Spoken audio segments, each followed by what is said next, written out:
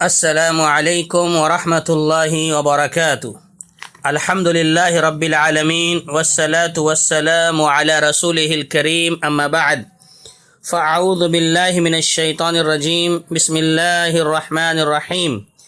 ان اللہ یأمرکم ان تؤدوا الامانات الی اہلہا۔ محترم دوستوں اور ساتھیوں، خواتین اسلام، سلسلہ وار درس حدیث جاری ہے۔ پچھلی نشست میں آپ تمام کے سامنے جو حدیث پیش کی گئی تھی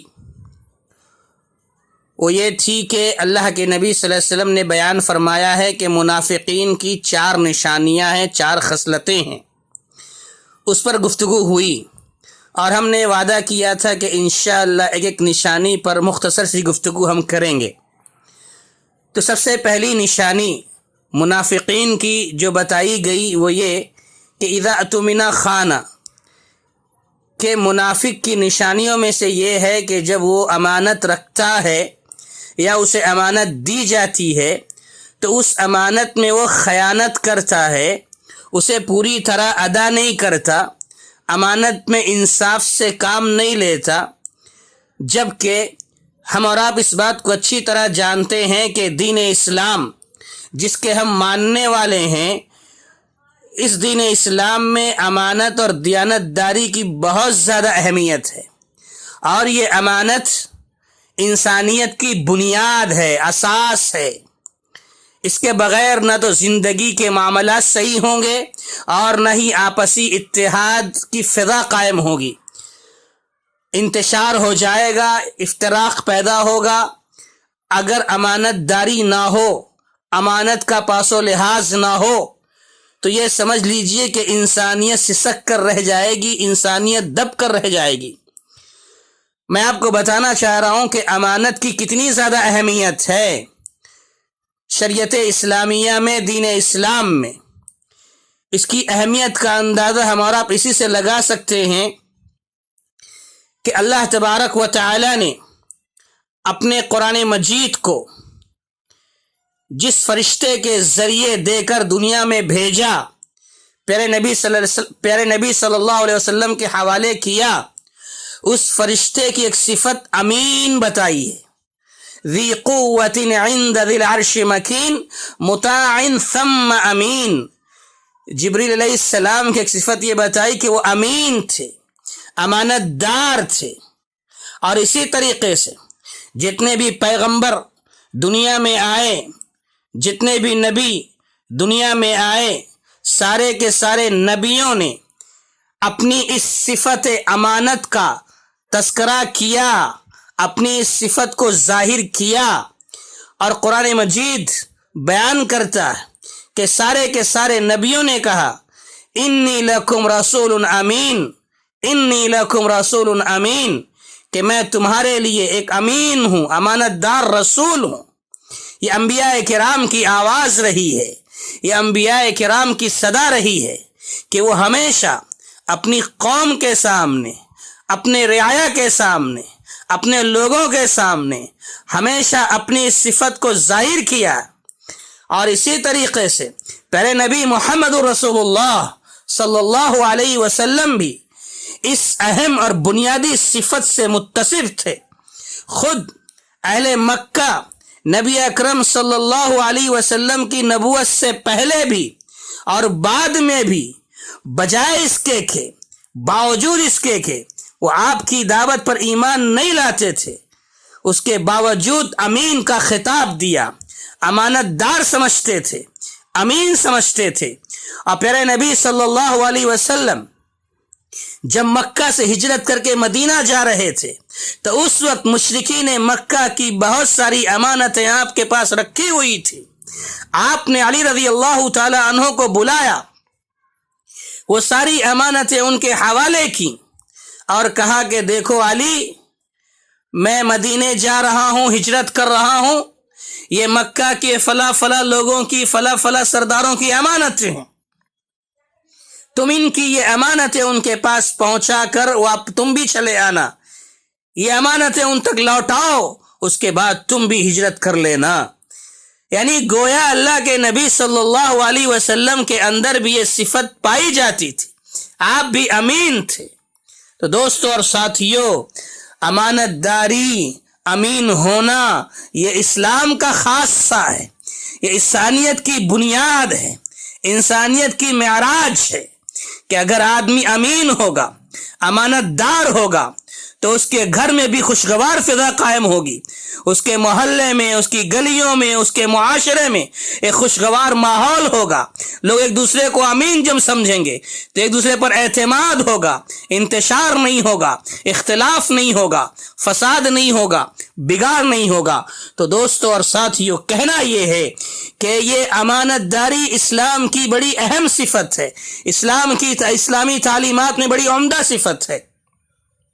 खुद अल्लाह तबारक व तआला ने कुरान मजीद में फरमाया, सूरह निसा के अंदर बड़ी मशहूर आयत है, इन्नल्लाह यअमुरुकुम अन तुअद्दुल अमानाति इला अहलिहा, कि ऐ मुसलमानों, अल्लाह तबारक व तआला तुम्हें ये हुक्म देता है कि जिसकी अमानत हो उसके हवाले कर दो, जिसके पास जिस किसी की कोई भी अमानत हो उसे उसके हवाले कर दिया जाए।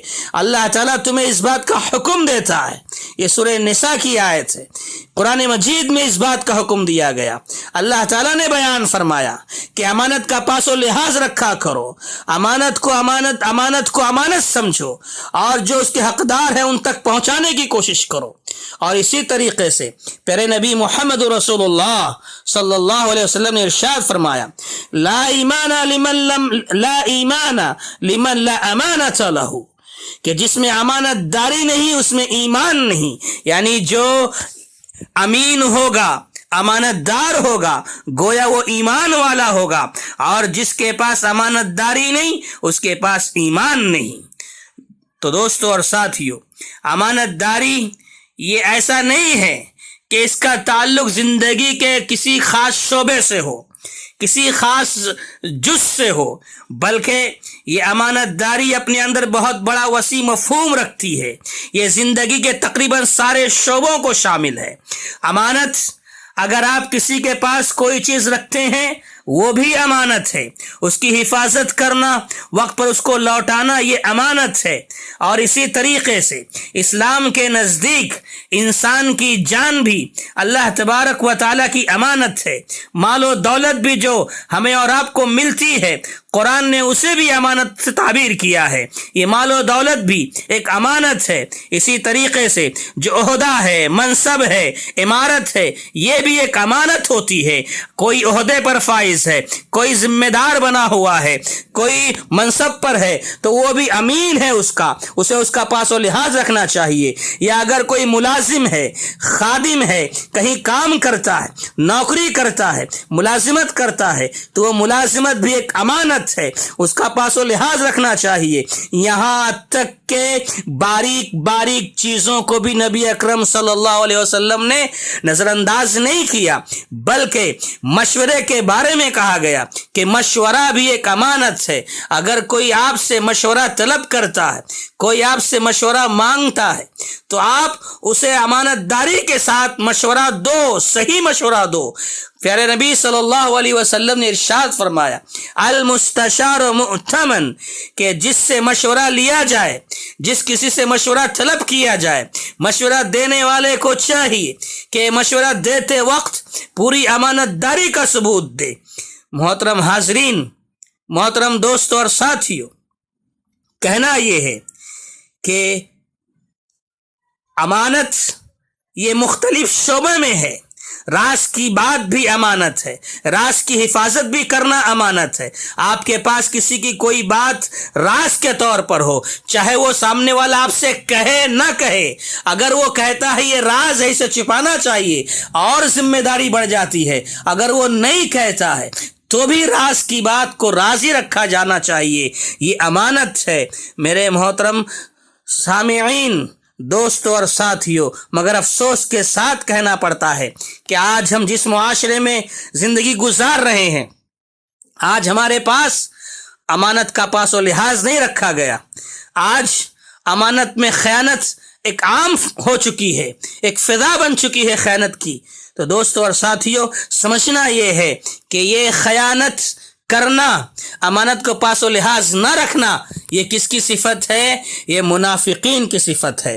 اور خیانت یہ گناہ کبیرہ ہے، نفاق کی نشانی ہے، آپس کے اندر آپسی بھائی چارے کو نقصان پہنچانے والی چیز ہے اور تباہی کا ذریعہ ہے، رحمت الہی، اللہ کی رحمت سے دوری کا بڑا سبب ہے۔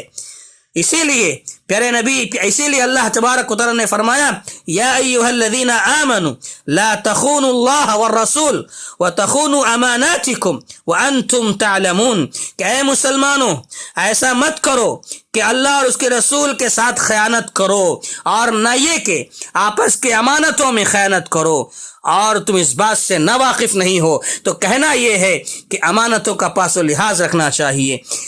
خیانت یہ منافقین کی صفت ہے۔ آپ اندازہ لگا سکتے ہیں کہ منافقین سے کتنا نقصان پہنچا اسلام کو، کتنی تکلیف پہنچی اسلام کو، مسلمانوں کو۔ اس لیے اگر ہمارے اندر، ہم مسلمانوں کے اندر کسی کے اندر بھی یہ صفت پائی جاتی ہے تو ہم اس کا خیال رکھیں، اس خیانت کو اپنے اندر سے دور کرنے کی کوشش کریں اور امین بنیں، امانت دار بنیں، اپنے گھر والوں کے لیے امین بنیں، اپنے پڑوسیوں کے لیے امین بنیں، اپنے محلے والوں کے لیے امین بنیں، اپنے معاشرے کے لیے امین بنیں۔ ہم جہاں کام کرتے ہیں، جو بھی خدمت کرتے ہیں، جہاں کہیں بھی رہتے ہیں، سب کے لیے امین بنے۔ اللہ تبارک و تعالی ہم سب کو اس کی توفیق عطا فرمائے۔ انشاءاللہ باقی باتیں آئندہ آپ کے سامنے پیش کی جائیں گی۔ اللہ تعالی ہم سب کو عزت کے ساتھ رکھے، ہمارا خاتمہ ہو تو ایمان بالخیر پر ہو، آمین۔ وآخر دعوانا ان الحمد للہ رب العالمین، والسلام علیکم ورحمۃ اللہ وبرکاتہ۔